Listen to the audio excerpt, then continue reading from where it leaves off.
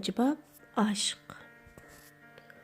Şu qıtımlıq çelişdən keyin baş sanğın Paşaxan bilan kitapçının oğlu Yavuzbek nahayeti icil dostlardan bulup qaldı. Paşaxan ularning ailesiga ordudan muqim ta'minat va uy xizmatchisi o'rlashtirib berdi. Jalol Shayxning asli ismi Jaloliddin Pattar bo'lib, Iroq sharqdan ilm tahsil qilish arzusida bu yurtga kelgan, keyin ona yurti urush malmonchiligiga ketib qolganligi sababli o'z vataniga qaytolmay, bu yerda uy o'choqliq bo'lib, ordida xonlikning din ishlari va xizmati bilan shug'ullangan o'qimishli katta o'limi odam edi. Keyin ayoli yosh turibla kasallik sababli 3 yoshlik yolg'iz o'g'li Yavuzbekni yo'lishga tashlab qo'yib, bu dunyodan ketib qoldi. Aziz vatanidan musofirchilikda beshini silgan, mehri issiq ayolidan ayrilib qolgan Jaloliddin Pattar ordudagi xizmatidan istifa berib, shahar sirtidagi ayoli yotgan mozorlikni makon tutib, shu yerda shayxlik qildi. Hem oğlunu öz bir qo'lliq tarbiyalab, alamdimi, qalamdimi bar palvon yigit qilib yetishtirib chiqdi. Jalol Pattarning yig'ib saqlagan kitoblarining soni haddi hisobsiz bo'lib, uning uy kitobidan boshqa mol bisoti bo'lmaganligi uchun kishilar uni kitobchi Jalol Shayx deb ataydi. Yavuzbek chiroyda onasini tortganligi uchun aptapdek yenib turadigan keng peshonalik, oq yuzi bilan chaqnab turadigan bir jup qo'y ko'zi har qanday kishining amroqligini keltiradi. Xuluqi dadisini tortgan bo'lsa kerak, odatdan tashqari kitob mastonasi bo'lib chiqqan edi. Shu sababdanmi ordu kutubxonasi uni o'ziga baklaram qilib oldi. Baş sanğın dostuning bu qiziqishini bilib, Yavuzbekning qo'liga ordu kutubxonasining xohlagan vaqtda kirib chiqa oladigan xonyorligini tutqizib, uni ordu kutubxonasining doimliq aziz mehmoniga aylantirdi. Bo'libmi har juma kuni tushdan keyin ordu kutubxonasida bo'ladigan olim ulamolarning ilm tahsil bas munozara yig'ilishiga u eng burun kelib ishtirok bo'ladi. Bu xil yig'ilishga xon va uning vazir vuziralari to'liq qatnashgandan sirt, Xonlik universitetining o'quvchilaridan boshlab, el ichidagi ko'zga ko'ringan shoir, maddihlargacha nurg'un odam qatnashadi. Bu kuni mayli shoh bo'lsin, mayli gadoy bo'lsin, ilm tahsil yuzidan har qanday fikrini bemalol o'ttirib qo'ya oladi. Ba'zi kunlari bas munozara shunchalik qizib ketadiki, tushda boshlangan mutolaa to'xtamasdan yarim kechagacha davom qiladi. Bugungi mutolaaga qatnashgan kishilarmi odatdagidan ko'p bo'lib o'tadi. Bundoq bo'lishining sabab Xonlik universiteti taklif qilgan Yevropadagi tanglik universitetlardan kelgan bir qancha faylasuf ustozlarning bu yig'ilishga ishtirok bo'lganligidan edi. Cho'ng kichik hammaylar kutubxona zaliga yig'ildi. Başta Xonlik universitetining an'anaviy tibobat ilmining ustozi so'z qilib, an'anaviy tibobatdagi kasallanish jarayoni degan temadagi maqolasini o'qib tugatdi. Maqola shundoq mukammal va atrofli yozilgan edi. Uning ustiga muallif shu zamonning Iroq yaqiniga nomi mashhur bo'lgan tibobat nazariya allomisi bo'lib, uning tibobat to'g'risidagi aytganlarga odatdagi ilm egillari aldirab bir narsa deya olmaydi. Ustoz o'ltirganlarning o'xshamagan fikr qarashlari bo'lsa, o'ttirib qo'yishini kutib o'ltirdi. So'rindan hech qanday sado chiqmadi. Yig'in boshqaruvchi unlik qilib, boshqa fikr bo'lmasa, yana bir temaga o'tadiganligini jakarladi. Shu chaqda so'rin ahlidan tuvanda o'ltirgan bir yosh yigit o'rnidan turib, nihoyat xijil bo'lgan qiyofatda fikr qildi. Hurmatli ustoz, Kamini shogirdingizning bu to'g'riliq azroq o'yin bor edi. Ruxsatmidi? Eng orqa sapdagi o'ltirganlar orasidan chiqqan bu ovozdan sal andikib gurrida qarashdi. Chunki odatda munozaraga qatnashuvchilar yoki fikr berguvchilar yoshli cho'ng va hurmatli cho'ng ustozlardan bo'ladi. Ruxsat, dedi yig'in boshqaruvchi tibobat ustozining ko'z ishorat ma'qulligini olgandan keyin beshini g'ishdi. Rahmat ustoz. Bayan maqolangizdagi qizni yondirishning roli degan iborada qizitma kasalliklarni terletish yoki boshqa usullar orqali qizitma yondirib badanni turaqlashtirishni ta'kidlabsiz. Meningcha, bu men tahsil qilgan va anglagan zamonimizdagi qizitma to'g'risidagi eng mufassal, eng yaxshi sharhlangan bir maqola bo'lishi mumkin. Ajringizga Alloh ko'p rahmat qilg'ay, ustoz. Shundaqdimi, siz ta'kidlagan bu usul barliq qizitma kasalliklarga muvofiq kelishini tayin deb qarayman.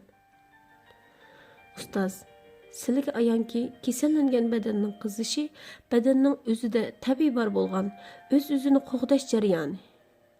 Badan bu jarayon orqali o'zidagi shu xil kasallikka qarshi immunit sistemasini qo'zg'atadi.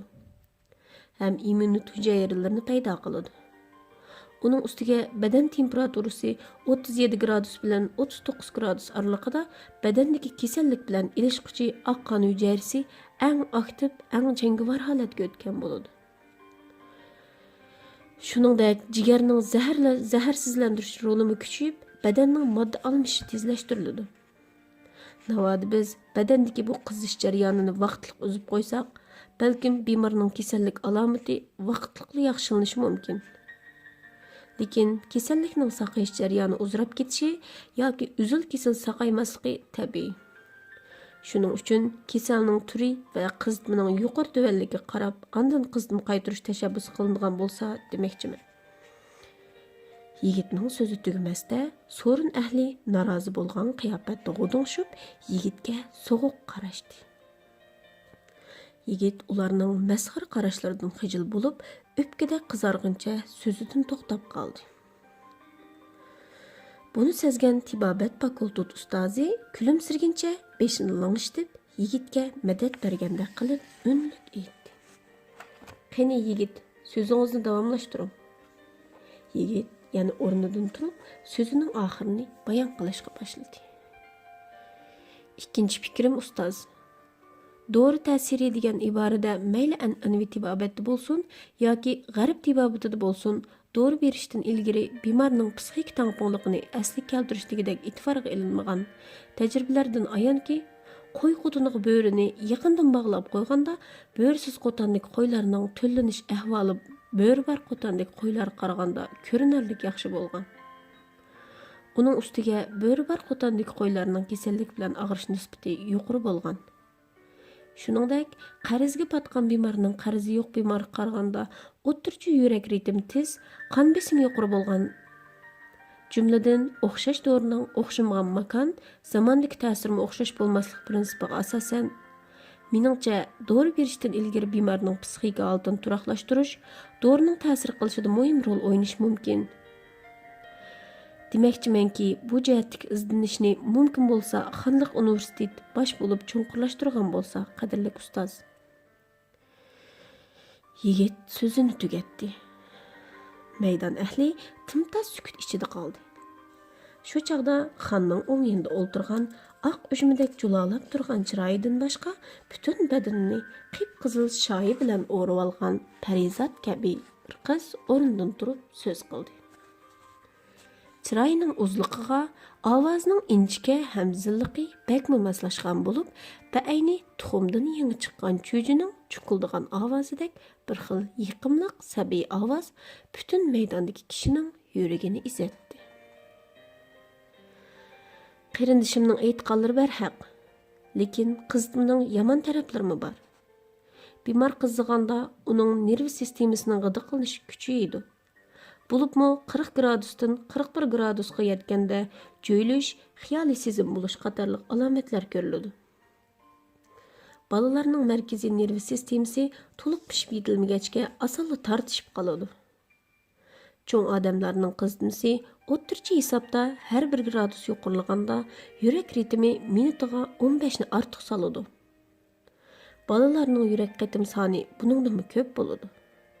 Yurak ritmining haddidan ortiq tezlashib ketishi yurak kesili yoki qonozliq borlarning yurakka keladigan besimini kuchaytirib yetadi. Hatto yurak zaiflashini keltirib chiqaradi. Qizchaqning yigitning ikki xil fikrini rad qilish yo'lidagi yiqimliq, ammo keskin chiqib turadigan bayonlari zal bo'shliqida to'xtamay jaranglaydi. Ondan yigitmi boş gelmey, özünün asaslarını temkinlik bilen en uqumliq tilda bayon qiladi. Munozara davomlashyapti. İki taraf bir-biriga qoyil bo'lmadi. Oxirida Yiroq eldan taklif qilingan yosh va hurmatda eng cho'ng ustoz so'z qilib, yosh yigitning qizitma to'g'risidagi bayonlarining nihoyat to'g'ri ekanligini, davolashdan ilgirki psixik turaqlashtirish garchi barhaq bo'lsa-mu, amaliy davolash jarayonida qo'llanishning pahli mushkulligini, amaliy misollar bilan qoyil qilarliq so'zlab, butun maydon ahlini qoyil qildi. Mutolaa oxirlashib, hammaylar tarqashdi. Xonning yanida o'ltirgan heliqi qiz xonga erkilab, og'zini purishtirib so'radi. Xon ota, men bilan janjallashib ketingan bayamqi sahroliq kim u? Yavuzbek degan shu qizim, dedi xon kulgunicha Malikaning peshaynasiga so'yib. Cho'ri qizlar to'li gapini qiladigan Yavuzbek shu kanda? Adabsiz, dedi Malika xon otasiga erkilab. Shu topning o'zidimi Yavuzbek yenidikilardan o qizchaqni surishti qilib ulgurgan edi. O qiz kim?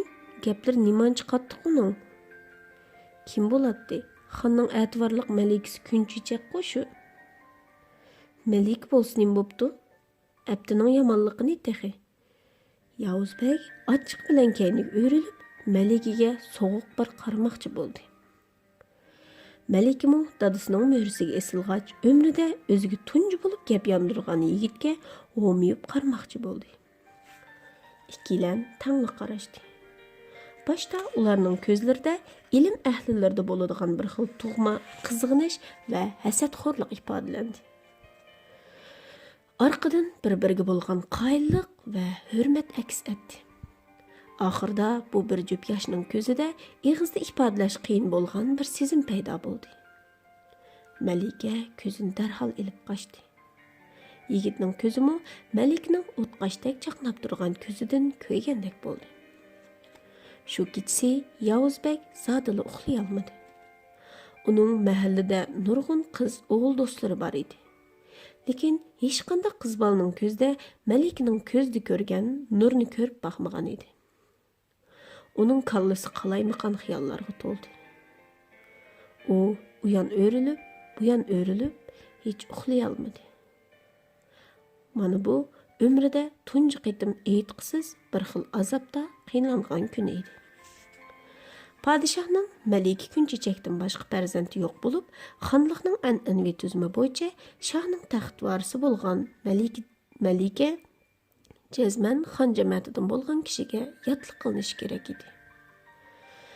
Malika bilan taqdimatlik bo'lgan boshsang'un Pashaxon bo'lsa, dal xon jamiyatidan bo'lib, bu xondanlikning birdan-bir muvofiq nomzodi hisoblanadi. Amaliyotda axloq fazilatda bo'lmasin, alam yoki qalamda bo'lmasin, xondanlik tavalligida Pashaxondek yana bir yigit topilmaydi. Uning ustiga shoh uni kichikdan boshlab o'z o'g'lidek e'tiborlaydi, qadrlaydi. Qisqasi, uni o'ziga bakli kuyovul qilib olish orzusi bor edi. Malikimi Boshsanxon Pashaxonning har jihatdan kelishgan yigit ekanligidan qoyil edi. Uning davlat ishlarida xon otasiga asosli yordamchi bo'lganligidan bakli so'ynatdi, uningga chin dilidan hurmat qiladi. Lekin kutilmagan bu ish Malikni bearam qildi. Xon otasining mo'risiga esilib turganda Yavuzbekning ko'zidan ajoyib bir sezimni sezdi. Bu sezim shundoq o'tliq va shundoq qiziq edi. Kunchechakmi bu kechasi zodila uxlay olmadi. U cheksiz xiyollar dunyosiga g'arq bo'ldi. Tatliq bir o't uning yuragiga kelib qadilib oldi. U mayli xonliq universitetida bo'lsin, mayli Yevropada o'qiyotgan vaqtda bo'lsin, nurg'un yigitlar bilan yaqin o'tgan. Lekin hech qanday bir yigitga bunday qiziqmagan edi. Malika yolg'iz qolgan vaqtlarda mangulik g'amguzori bo'lish oldidagi yigit Pashaxonni o'ylagan, o'zicha xiyolida uning bilan tog' dalalarda chepib, daryo ko'llarda o'sgan. Shirin xiyollardan mast bo'lib, muhabbatga tashna qalbini illatgan. Lekin mushundaq chaqdımı o bu xil o'tliq sezimga kelolmagan edi. Mana amdilikda uning oldida tuyuqsiz bir yovvoyi yigit paydo bo'lib, uning yuragiga o'tliq nashtarni sanchib turib oldi. Malika u yon yetib baqdi, bu yon yetib baqdi. Qildak to'lg'andi. O'ziga zodi nemish bo'lganligini bilolmadi. Ammo yuragiga qadalgan o'tliq nashtar pat sug'urilgandek emas edi. Yavuzbek bo'lsa, shundan boshlab jimg'ur bo'lib qoldi. Ertadan kechgacha beshini kitobdan ko'tarmaydigan, boshqalar gap so'rmasa, bir ig'izmi gap qilmaydigan bo'lib qolgan edi. Yaşanğan Jalal Shayxning ko'zi ko'rmas bo'lib qolgan bo'lsa-mu, arzuliq o'g'lining tiniq tavushlari ko'ngil ko'zidan qochib qutula olmadi. Bir kuni Jalal Shayx o'g'lini chaqirib beshini siladi. Ig'ir tiniqingdan tasvirimni seriyalmadim balam. Sen mening quchqimda cho'ng bo'lgan. Yuragim chidamaydi ekan. Yavuzim, sana zodi nim bo'ldi? Özlerge aytishqa tilim kuyidi. Nim bo'lganimni bilolmadim dada. Jalal Shayxning o'ylig'ini to'g'ri chiqdi. U o'g'lining alqiniga ilib, yenida o'ltirg'izdi. Andin kulib so'radi. Bulbulning xushalliqi gulzarliqda o'g'lim. Tang sabosida sayramagan bo'lsa, u bulbul emas. Hech bilolmadim. Bulbulingni xandan urib sayratqizgan qaysi bog'ning gulidi u? Munzar anam bo'lsa Allohning yenida. Endi sizlarga bayon qilmoqdan o'zga charam yo'q ata. Yeşil daladan suyunib, ko'k osmonda parvoz qilayotgan erkin bir qush edim. Bir kuni zimindagi eng hashamatli bir bog'ga qo'nib qopdiman. Bog'ning eriqlaridagi shildirlab iqiyotgan suvlar, turli mevalar, yeşil chimanlar, rengarang gullar aqlimni lol qildi. Bularga qarab Allohga shukri hamdu sano aytmay tura olmadim.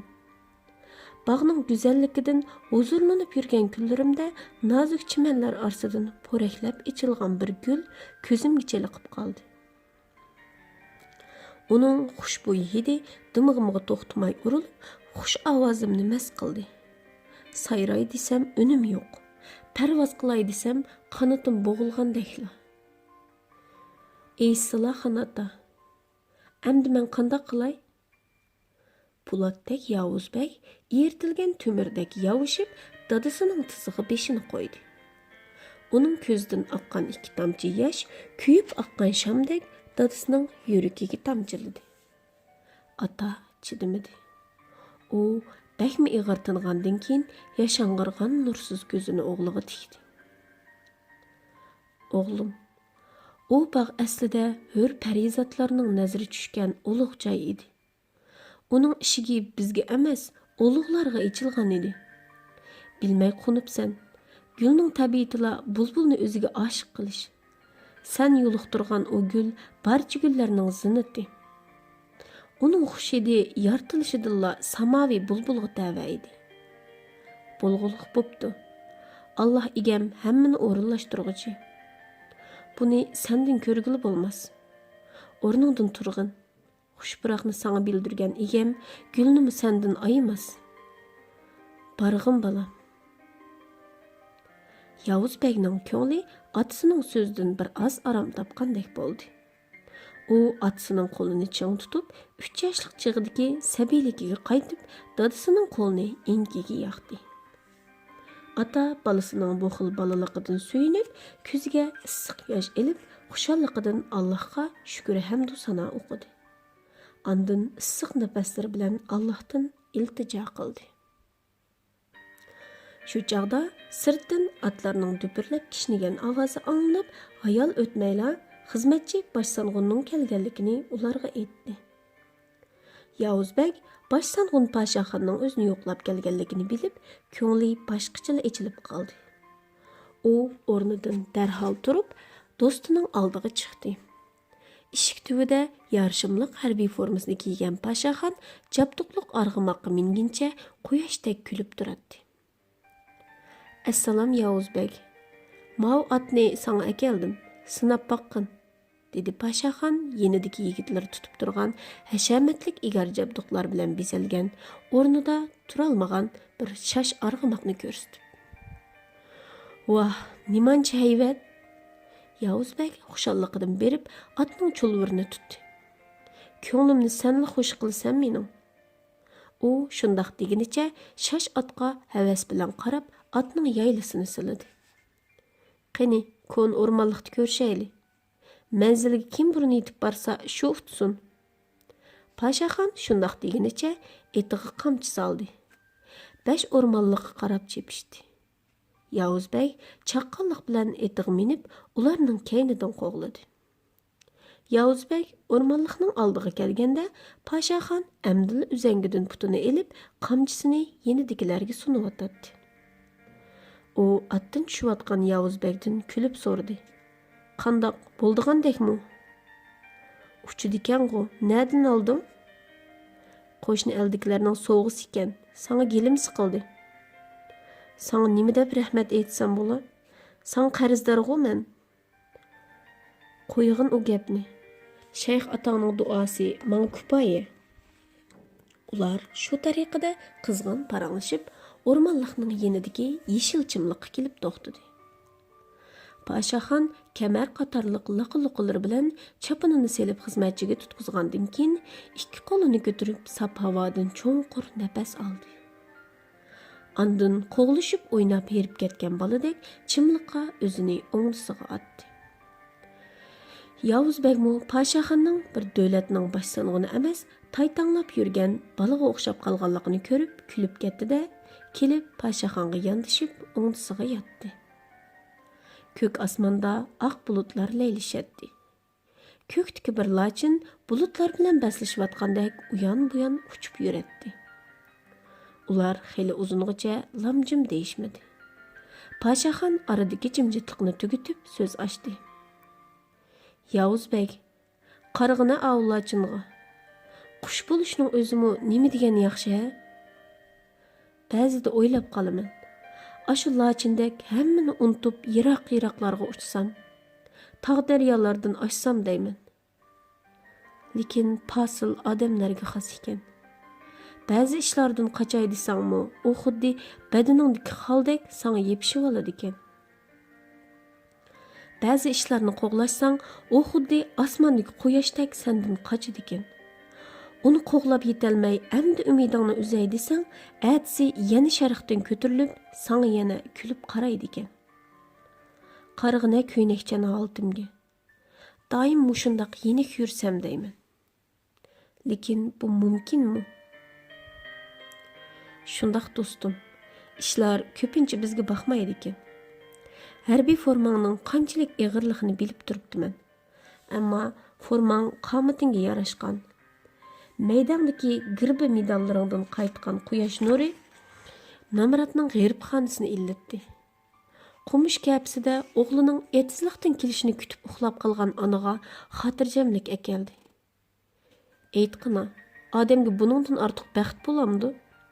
Ilgari vatanimdan, otamdan faxrlanatdim. Amdilikda senmi qaytilding? Aytqanlaring balkim to'g'ridir. Ayollar ve balalarını öz vatanida xotirjam qilish aslida erlarning majburiyati ham xushalliq edi. Bularni o'ylasam, xilli yeniklab qolaman. Barliq hamdu sana seni menga mukofot qilib bergan Allohimga bo'lsin, Yavuzbek. Qarg'ina, osmonning buncha ochiqligini ko'rganmisan? Yo'q, diqqat qilmabdiman. Sana desam, Yavuzbek, havoning buncha ochiq bo'lib ketishi yomg'irning yig'ishidan derak berishi mumkin. Tinch, xotirjam kunlar bak uzunga so'zilib ketdi. Ortiq uxlash tanga ziyonliq edi. Atliqlar piyodliklarga qaraganda manzilga yaqin. Boshqalar yiroqlarga uzib ketdi. Biz texcha masjidlarga uloqdan kechib piyoda berishni ta'kidlayapmiz. Ko'nglim faqat xotirjam emas. To'g'ri dedim. Biz Qur'on yodlashni ta'kidlab, ilm-fanga sal qaradik. Taloq so'zi erlarning huquqi va g'ururiga aylandi. Biz bular to'g'riliq gap qila olmaymiz. So'zlasak, xalq bularni qabul qilmaydi. hem tilimiz kesidi. Biz emas, dünya miqyasidagi barliq musulmonlar mush yo'lni tanlayotdi. Atrof tinch emas. Och bo'rilar qo'y podisidan kechgini yo'q. Otlarimiz bek uruq pashaxon. Shundoq, g'azinimiz oltin kumush bilan to'lib turibdi. Lekin boshqalar tanka, aeroplan deganlarni otdek choptirib yurishyotdi. Xamliq kengshida bularni o'ttirib qo'ydim. O'zimning otsi bo'lgan odam meni tushunmagan yerda boshqa vazir vuzrolar buni tushunamdi. Ular xandonliq tavallikidagi barliq masjid, xonqalarning temini marmar toshdan qilib qaytadan qurib chiqishni o'ziga vazifa qilib oldi. Men ularning nazarida texi bol ekanman, Yavuzbek. Ey Allohning azizi, bularni sendan ko'rgili bo'lmas. Bar kuching bilan tirishding. Hamma odam o'z beshiga kelganda biladi. Lekin ularni tushunganda o'zlarining bag'li kechikkanligini his qilishadi. So'ning qadrini pishg'irim oftobdagi chanqigan yurak his qiladi. Xalq texi ussimidi. To'g'ri deding, Yavuzbek. Sen bilan paranglashsam boshqacha yeniklab qolaman desa, sen rostila mening xushalliqim. Pashaxon shundoq degunicha o'rnidan turdi. Ha rost, Malikning keladigan chig'i bo'lay dedi. Yurgin, oldiga boraylik. Yavuzbek Malika degan bu so'zni anglab andikib ketdi. U darhol o'rnidan turib, chapinini kiyayotgan Pashaxonning yoniga berib, savol nazari bilan uningga qaradi. Pashaxon Yavuzbekning bu holatini ko'rib, kulib aytdi. Sening bundoq so'ringa xushing yo'qligini bilib, sana demagan. Bugun Malikani o'rmon saylisiga taklif qilgan edim. U hozir o'rda qizlarni boshlab kelyapti. Bular tez kiyimini almashtir. Sana bu kiyimni atab buyurtib qo'ydim. Sen Malik kunchechakni demakchimi? Yavuzbekning yuragi qarttidi qildi. Shundoq, uning bilan kichkimizdan birga o'ynab cho'ng bo'lgan. 9 yoshimizda bizga choy ichirildi. Shuningdan beri aksonlardek o'tadigan kunimiz oxirlashib, bir-birimizni ko'rsak yerga qarshi mangdigan bo'ldik. U axloq fazilatda barcha qizlarning ulgisi, ilm irfanning oshiqi. Uningdek qiz butun iqlimdan tepilmas. Uningdan quyosh ham oy xijil. Pashaxon Malik kunchechakni naqadar yaxshi ko'rdiganligini o'z bayonlaridan oshkorladi. Yavuzbekning qulog'iga oxirgi gaplar kirmadi. Uning beshi zing'ildab, nafsi kaplashib qolgandek bo'lib qoldi. Jahon nimancha tor. Mening ko'yginim Alloh yo'lidagi tutgan do'stimning mashqi ekan-ku. Atamning aytganlari nima degan barhaq. Yavuzbek o'ylab mush yerga kelganda uningga osmon yiroq, yer qattiq bilindi. Amdi uning Malikini ko'rgisi yo'q edi. U Malikdan nafratlanmoqchi bo'ldi. Pashaxondan nafratlanmoqchi bo'ldi-yu, lekin u oxiri o'zining taqdiridan nafratlandi. Bu xil nafratlanish amaliyoti to'g'ri bo'lmasmi, insonning ojizligi buni to'g'ri deb ko'rsatdi. Shu topda Pashaxonning patnusdagi kiyimni uningga o'z qo'li bilan sunishi uning odamiyligini uyg'otdi. Yavuzbek, aptinga qarg'ina, qizlarning keldiganligini anglab bir qismil bo'lib qolding-ku. Bular tez kiyimini almashtir, dedi Pashaxon patnusni uning qo'liga tutqizib. Xizmatchi Yavuzbekning yangidan tartib chidirga elib kirib ketdi. Birdamdan keyin Yavuzbek yangi kiyimini kiyib chidirdan chiqdi. Atrofda turgan yigitlar uni ko'rib hang-tang qoldi. Chunki uning kiygan kiyimi Başsanğun Pashaxonning harbiy kiyimi bilan o'xshash bo'lib, ularning birining Başsanğun, birining Yavuzbekligini faqat pagon bilan oltin daslik nagan qarab ayrimsa, bilgil bo'lmaydigan darajada o'xshashib qolgan edi. Pashaxon Yavuzbekning buncha qamlashgan yigitligini ko'rib, o'zining ko'ziga ishonolmay qoldi. Allohning qudrati nima degan cheksiz? U Yusufning avlodidan bo'lmaydi. Allohga ming shukr. Pashaxon daqiqa ichida shuk bo'lib qolib, yana daqiqa ichida xushal holatiga qaytdi. Vah vah, o'zingga qarg'ina, odam bolasi bo'lsa sanchilik bo'lar, lochingu sen, dedi chin ko'nglidan suyungan Pashaxon do'sti Yavuzbekning do'lisiga mushtlab. Yavuzbek uchsidagi kiyimni selivitib, yangi kiyimni qandoq kiyganligini bilolmadi. uning kallasini tugumas qidirmach xiyollar qoplab olgan edi. Shu topda uning ko'ngli odam xolamaydi. Bo'lsa, uning bu so'rindan ayrilib, nihoyat pinhon joyda birdam yolg'iz turg'usi bor edi. Pastki cho'ng yo'lda 1935 yili Amerikada ishlangan Mercury markali usti ochiq mashinasidan ikkisi nihoyat asta suratda qator tizilib kelyotdi. Mashinalar o'rmonlikqa yaqinlashganda yo'l apsiz bo'lganligi sababli asta to'xtadi. Ondan bir to'p qizlar kulki chaqchaq qilishganicha mashinalardan tushishdi. Pashaxon qatorliq yigitlar ularni qarshi olish uchun pastga tushib, Malika Kunchechakka cho'nqur hurmat salimi qildi. Malika boshliq qizlarmi kulki chaqchaqlarini to'xtatishib, bosh song'iniga bo'lgan hurmatini bildirishdi. Malika yuzi tuvanlik bilan Pashaxon qatorliq yigitlarga salom qaytirdi. Ondan Pashaxonga yenik bir qarab qo'yib, yenidagi yigitlarga sap selishdan uyaldi. Ham Yavuzbekning bu yerda borligiga diqqat qilmadi. Yavuzbekmi shu topda Malikaga qarashga jur'at qila olmay o'tdi. Ardın güzellik ham latafatda Kunchechakdan qilishmaydigan Pashaxonning kulgunchak nabir singlisi Aychechak sho'xliqni chiqarib so'z qildi.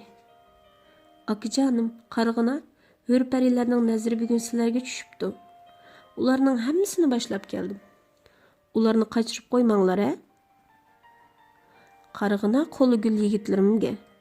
Parizatlarning amdi o'z gulzorligini tashlab bu o'rmonlikni makon tutmasa mayli edi-ku, dedi Pashaxonmi bo'sh kelmay.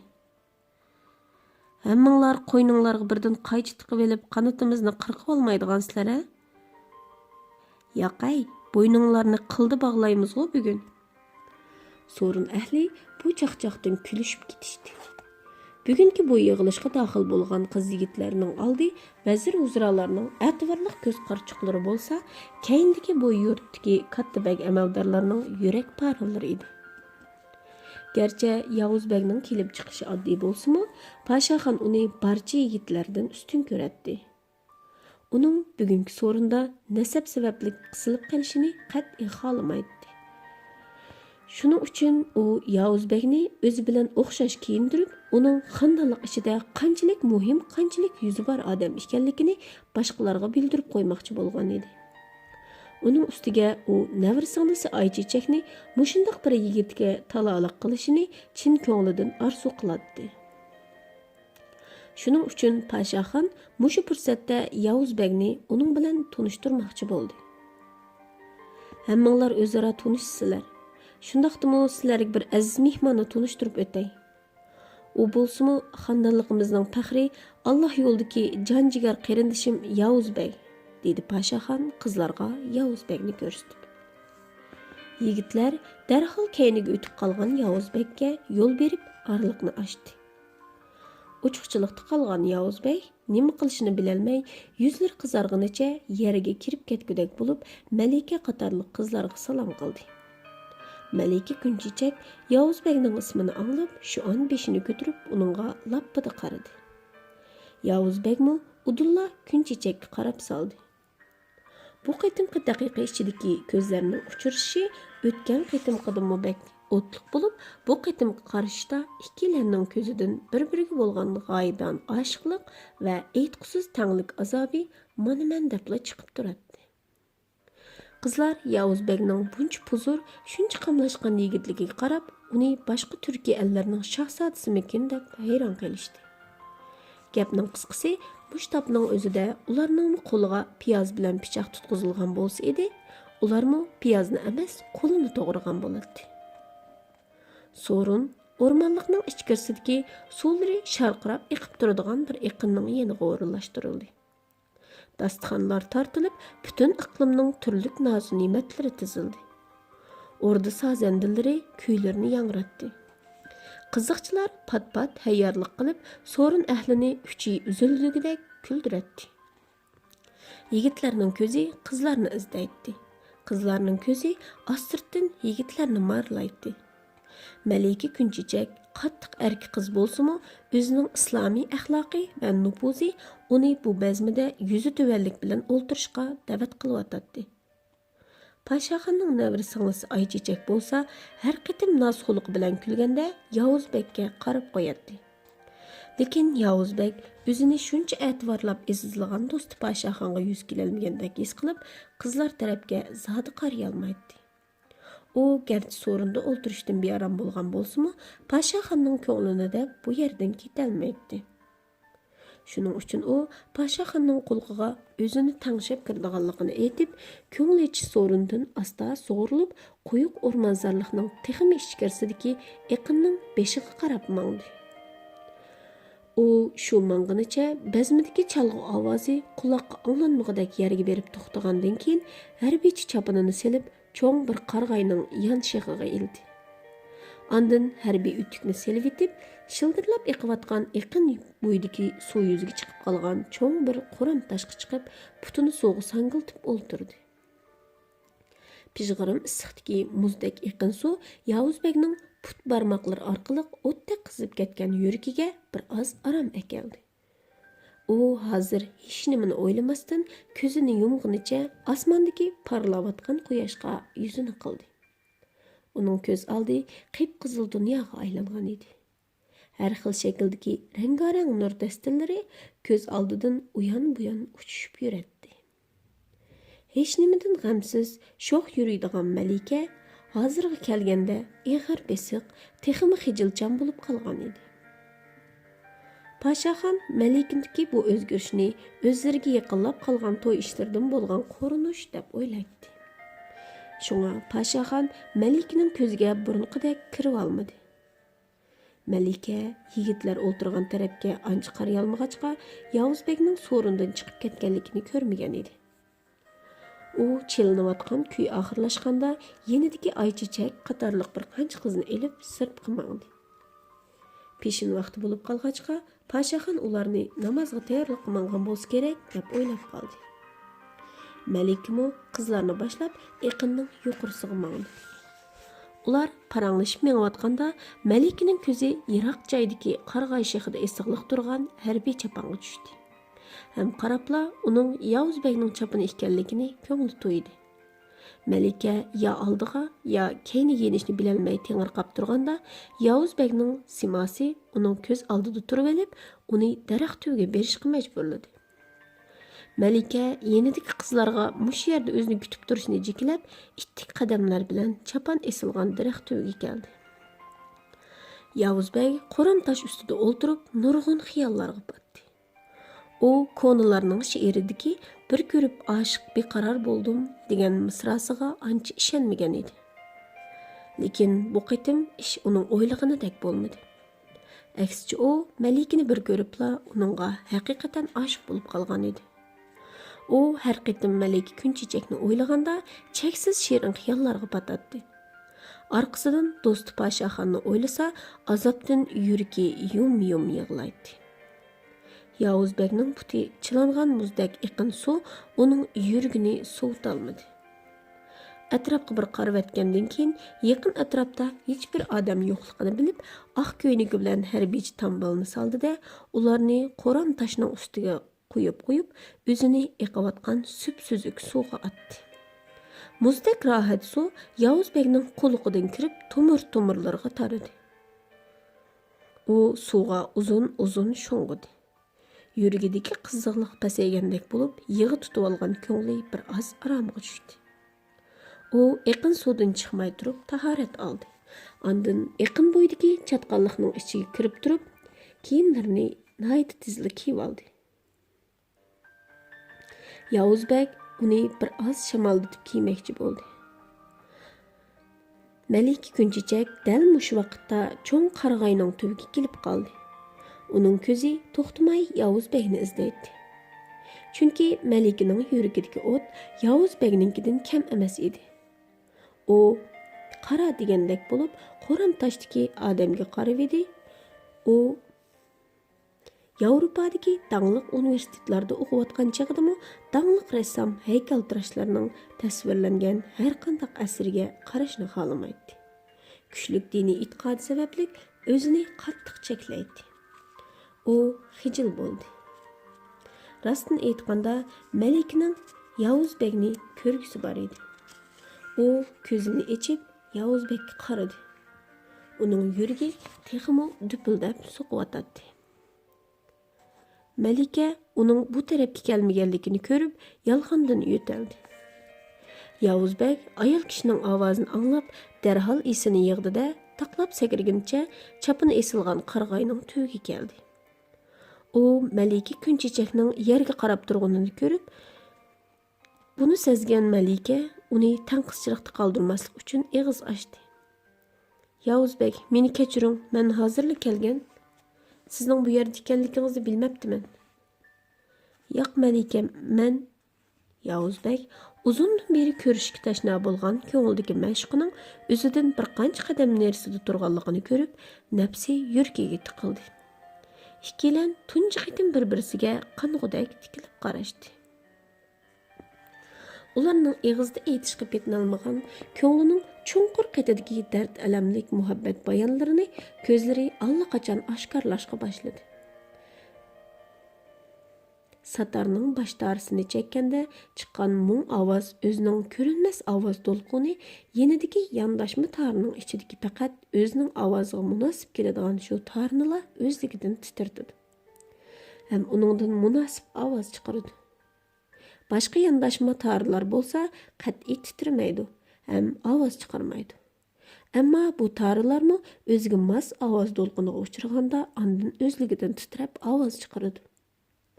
Mana bu tarliq chalg'ularning o'rtaq xususiyati. İnsandagi sirliq narsalarning biri bo'lgan ko'zmi buningdan mustasno emas edi. Odam muhabbatlashish jarayonida ba'zida shundoq bir ko'zlarga uchraydi, mayli u qanchalik kelishgan, qanchalik jazbador bo'lsin, kishida chunqur ta'sir qoldira olmaydi. Kishini ancha o'ylantira olmaydi. Odam ba'zida yana shundoq bir ko'zlarga uchraydi-ki, u mayli qora ko'z bo'lmasin yoki xumar ko'z bo'lmasin, kishini o'ziga ajoyib jalb qiladi. Odamni cheksiz xiyollarga boshlaydi. Hatto vaqti kelganda kishini yig'latib parvonadek o'tqa atqizadi. Malikmu mushtobda kech-kechlab ko'rishni orzu qilgan, qaynoq hissiyotga to'lgan yuragini mujib aram bermagan, ko'nglidagi oshiqning o'ziga shuncha yaqin yerda turganligini ko'rib, hushidan ketgili oz qilyotdi. Bu bir jup oshiq mashuk hali ham quchoqqa patmaydigan qarg'ay darxiga yo'linib, osmon qarashqincha hasratlik tiniqlari bilan unsiz paranglashayotdi. Shu chaqda Malika kunchechakning xandonliqning malikasi bo'lib salohiyati ustun keldi. U qat'iy niyat kelib Yavuzbekka savol nazari bilan o'rilib qaradi. Yavuzbek Malikaning ko'zidan bir xil oshiqlikni ko'rdi. Ondan Malikaga xos hech nimadan qo'rqmaydigan qaramliqni, orqadan bir xil hukm xulosini ko'rdi. U Malikaning ko'zidan hammani tushunib yetdi. Uning amdi Malikaga bo'lgan oshiqligi texim kuchayotdi. Lekin uning erkakligi yanada hammadan ustun kelib, ko'zlarida yosh lig'irladi. U nayt past ovozda Malikaga aytdi: "Qur'on tutishgan do'stimdan kechkinim, Allohdan tanig'inim. Allohsiz tirikligimdan turg'un tosh bo'lganim ming afzal. Qiziq cho'g'ni yutib olib gulxon dastab yurgan bechora holimni atam ko'rmasin. Elvida Malikam. Bu zaminda yashash endi menga harom bo'ldi. Siz uchun, do'stim uchun, Allohim uchun vatanimdan kechib yiroq-yiroqlarga ketaman. G'arlarni makon qilib, zoitlik kamirimni bog'layman." Yavuzbek gapini tugitib, Malikadan ko'zini uzganda, uning azob va hasratga to'lgan ko'zidan ikki tomchi yosh tomlab tushdi. Malikaning Yavuzbekka deydigan nurg'un gaplari bor edi. Lekin Malika bu gaplarni ayta olmadi. Uning ichidagi barliq azob, hasrat yipsiz bir tiziq marjonga aylanib, uning ko'zidan mo'ldirlab to'kilyotdi. Yavuzbek uning bu holini ko'rib chiday olmadi. "Ah Xudo, yeniga meni elib ketsangchu" deb Allohga unlik iltijo qilib, daraxtni chin quchoqladi. Qiyri daraxtning qo'zoqlari uning kuchlik barmoqlari orasida qaraslab ezildi. Malikaning yeshi unchida qo'yilib Yavuzbek chapinini do'lisiga selib, daraxt tuvidan ayrildi. u mazmut va cho'ng-cho'ng qadamlar bilan so'rin tarafga emas, mazar tarafdagi uyiga qarab mangan edi.